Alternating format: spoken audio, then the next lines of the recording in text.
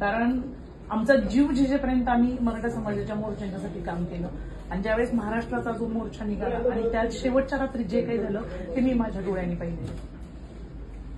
त्याच्यानंतर थोडंसं समाज असा शांत झालेला होता, त्याला ऊर्जा तुम्ही दिलेली होती. आझाद मैदान मोर्चा शंका येण्यासारखं काय ते नाही दादा, ऐका ना, शंका येण्यासारखं नाही. तुम्ही काम करता त्याला आमचा 1000% सपोर्ट. मला समाजाचा धोका द्यायचा असता का तरी नाही, तुम्हाला म्हणतच नाहीये दादा, आमचं म्हणणं तसं नाहीच आहे. ऐका, तुम्हाला सांगते मी आता काय माहितीये का, मी पण मराठा समाजाची कोकण विभागीय अध्यक्ष म्हणून एक समाजाचं आपलं पद घेतलेलं आहे. मी राष्ट्रवादीची आत्ता नवी मुंबईची महिला अध्यक्ष म्हणून काम करते. मी या सगळ्या विचार करण्याच्या आधी पहिला मी समाज विचार करते.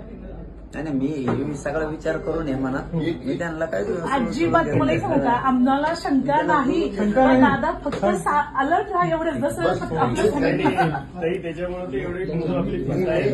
आम्हाला आमची एक इच्छा आहे. डॉक्टर साहेबांना माहिती आहे आम्ही काय केलं. हो, बोला बोला.